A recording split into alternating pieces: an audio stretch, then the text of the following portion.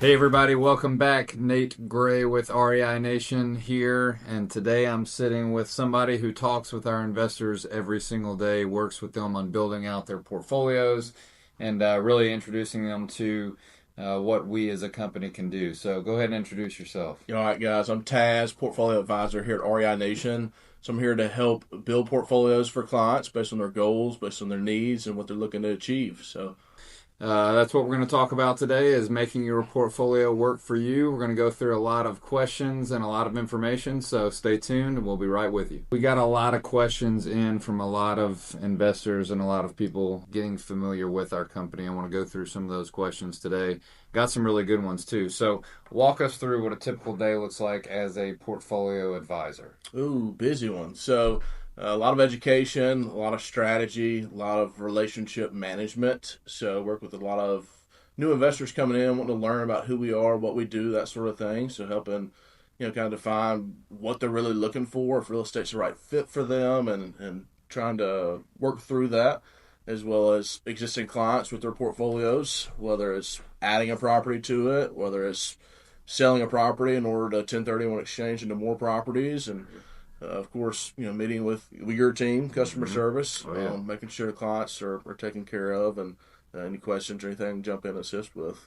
So a lot of people come across us on the internet from message boards, videos, advertisements, anything like that. They really don't know a lot about us to begin with. They'll typically set something up to speak with a portfolio advisor. You guys reach out, talk to them, introduce them to the company, and really talk about their investment goals and strategies and kind of take it from there on a day-to-day basis. Yep.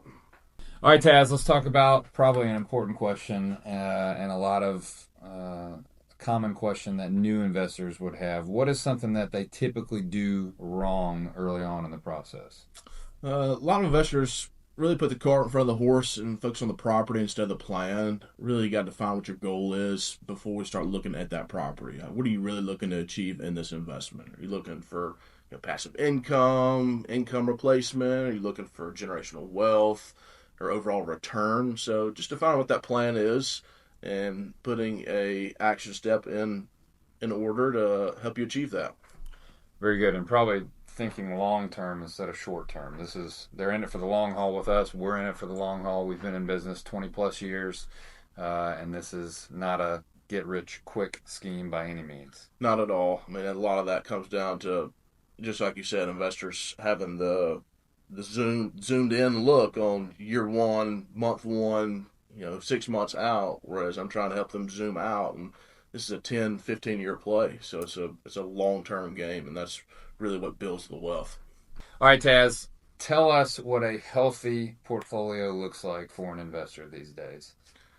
Pretty boring. I mean, healthy is can be different for each investor, right? But those that have already got it built out, it's again a very boring play here. They go about their day to day lives of families, career, jobs, while we're handling the legwork. Rent's getting paid. If any maintenance comes up, we're taking care of it.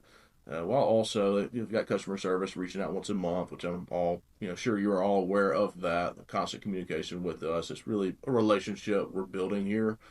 So that check-in call is really imperative for setting you up for success. So you're well informed with investment and making sure it's operating as it should. Boring. You never thought you'd hear that, but steady, Freddy, boring. I agree, especially on the management side. Keep it going normal, and like you said, keep the rent coming in and going back out, and we handle the headaches for you. So. All right, Taz. So we get a lot of visits, a lot of investors coming in to see us, make sure we're a tangible place that they can touch and feel, shake the hands of the team members, all that. Do you have investors asking you about coming to visit us at any given time? Yeah, we always encourage it. It's common for a lot of new investors to come in, just like you said, to make sure we're a real company. But also that really helps solidify us because the team that we have set up and the atmosphere that we create. So that really helps build that trust and that assurance of who these investors are working with, and of course current clients as well wanting to come in that may have bought sight unseen and didn't come view us, which is very common. So I guess for us it's more so laying out the red carpet and helping them see the management teams. I mean, with you being in property management and customer service, what are Yeah, what are some common questions people are asking coming in? Yeah, I mean, property management can make or break your investment, and we believe it's probably one of the most important factors of this whole thing. And like you said, getting people here to where they can see that this is a real company, a big deal, not just a mom and pop situation running out of a garage or something like that. So we encourage people to come in all the time. They get to meet the management team, kind of see the segmented departments that handle each and every aspect of their investment portfolio.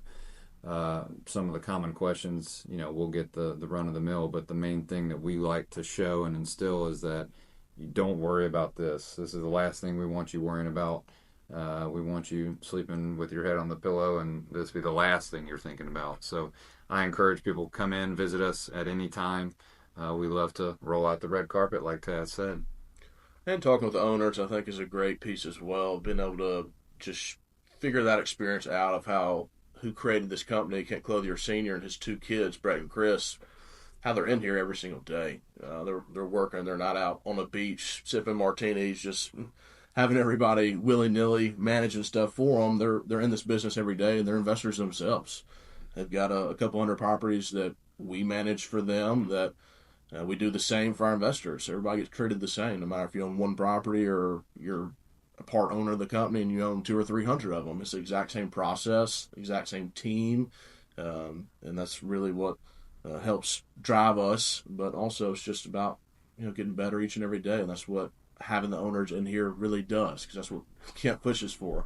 75-year-old man that's supposed to be retired and has everything he needs, but he wants to be here with the team. So we can't get him to retire. So you're right. Try to pay him to, but no, they can't do it. That's right. All right, Taz, enough about us. Let's talk more about prospective clients or people that are looking into getting into real estate. What are some of the biggest mistakes that you have seen in your multiple years in doing this for a first-time investor or a new investor looking to get into real estate? Great question.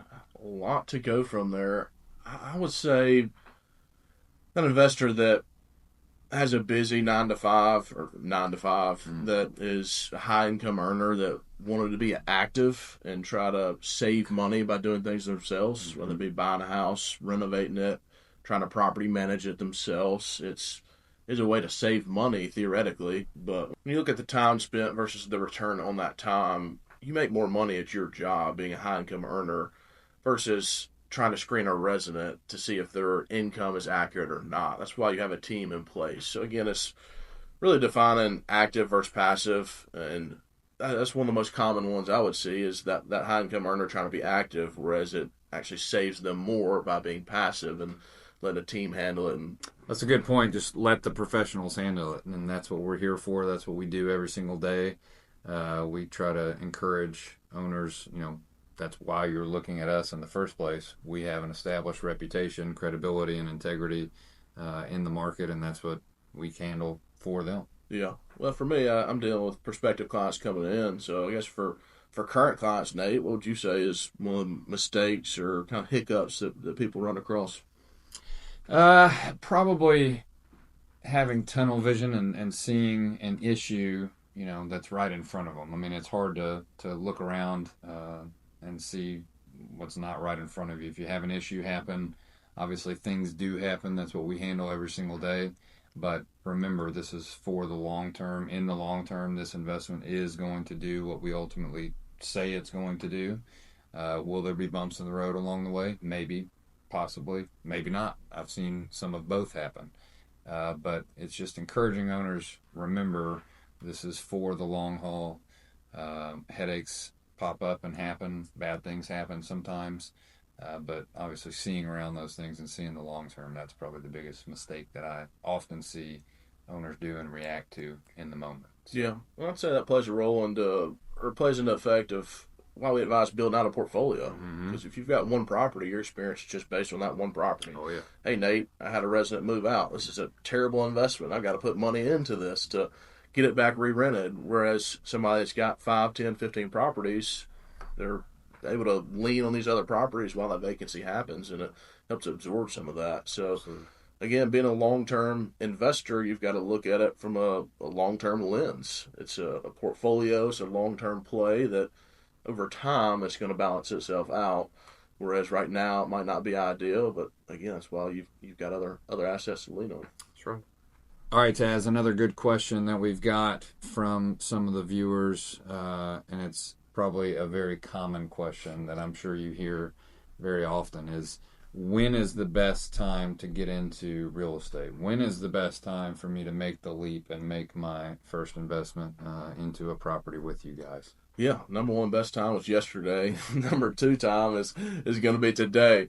Again, long term play. The quicker you get that money active, the better it does for you. Leverage real estate is a high return investment because you got that resident servicing your debt over time while you've got some cash flow and rental appreciation and price appreciation. So, um, now's the best time, right? Obviously, one of the elephants in the room is going to be your interest rates, the war, the prices, things like that. But there's always going to be something. Yesterday there was something different. Tomorrow there's going to be something else. So something's always going on. That's when right. You've got a team in place that sets this up for you to be passive and to be successful, that their interests are mutually aligned with yours. They're not successful if you're not successful. That's right. Then that's really a telltale sign of somebody that you want to do business with. Very good. All right, Taz, we've been talking a lot about strategy and a lot about us and a lot about new people coming to learn about us. Let's change it up and play a little bit of a game, as we typically like to do in these videos. I think one of the most important things and skills that we as a company have is we know where to invest. We know what to look for when investing, when picking out a property. So we're going to talk about a couple of things in a little fun game we like to call Good Deal or Run. I'm going to pose the question to you. You, having worked with hundreds, if not thousands, of investors, when presenting deals or looking for a house that matches an investor's criteria, what would be a good deal or what would not be a good deal. So, you ready? Let's do it. Let's make it happen.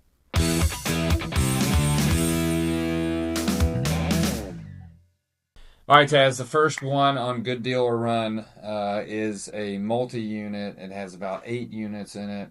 It's old. The building is probably not the most well-maintained, but their return seems to be pretty good on paper. Good Deal or Run? I bet that was that cash flow cow. Looks great on paper, but I'd run from it. Okay. Why? I'm a long-term player in the game, so you want somebody that's being a long-term investor. You want an investment that's going to be consistent over time. So that cash flow is great on paper, but multifamilies are pretty common for turnarounds, right? Mm-hmm. If you got somebody moving out every 1 to 2 years, that's going to kill you. The most expensive thing here is going to be a move out. Mm-hmm. So when you've got a long-term resident that stays on average somewhere between 4 to 7 years, that's typically where I prefer, and that leads me towards single families. Not only you get more consistency because you're dealing with families that want to be in safe, comfortable areas, but you also get more liquidity. It's easier to get rid of a single family versus a multifamily. So you can sell it to an owner occupant, whereas multis are typically just investor deals. Good point. So it's not only the entrance, but also the exit you need to be considering early on. Yeah, thinking about the pool picture, because again, I may not be here 5-10 years from now. That's right. It's my family's going to be dealing with it. Very good. All right, Taz, another one, Good Deal or Run, and maybe not necessarily run on this one, but I'm only looking for new construction. I don't want anything else. I only want new construction. Appealing. Just depends on the situation. It could be a good deal. Could be a run. Me, personally, I prefer more established areas simply because you've got a track record, mm-hmm. right? You know what's going on in the neighborhood. You've got schools that have been there, parks that have been there, history with sales, history with rents. Mm-hmm. Whereas new construction, it may be a home run your first 3 to 5 years or 2 to 3 years, but it could be unknown. The area may not grow out, right. So your rents or your values could fall, which could provide some pain to an investor. So personally, I prefer just more established areas. Very good, and harder to come by too with new construction. They're not popping up every single place, and there's only so much land left, right? Well, and with that, I mean, you've got prices. I mean, land's more expensive now than it was in the 70s, as well as your materials. Right. So, building costs, land, all that is a higher price point, and rents are, it's a little bit of a struggle to keep up with some of that with today's time. All right, Taz, I think I got a good one here. So we've got a single family home. The HVAC is less than 10 years old. The roof is less than 10 years old. It checks all the boxes in terms of systems and major appliances and all of those things. But the price is a little bit higher than some of the other comps in the neighborhood. What would you say on this one?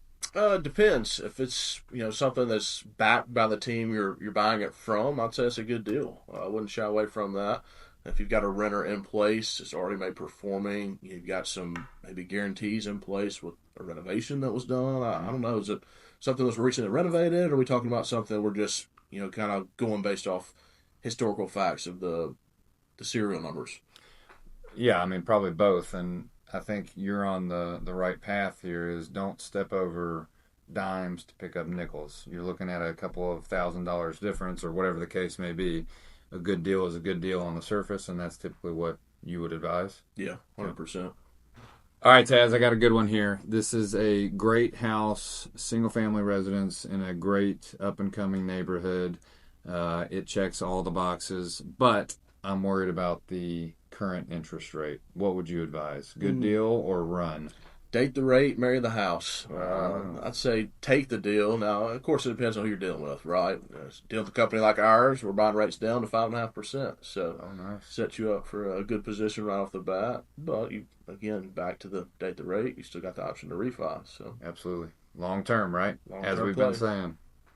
All right, Taz, it's been fun. I appreciate you hopping on here with me today. Any closing statements for our audience? Yeah, appreciate y'all watching. If you're ready to take that next step, learn more about us, visit our website, REINation.com. Schedule a call with myself or one of the other advisors here. We're happy to talk through it with you. It seems like a good fit. We can get you on the call with Nate, talk through some property management. Thanks, guys. We'll see you soon. Thank y'all.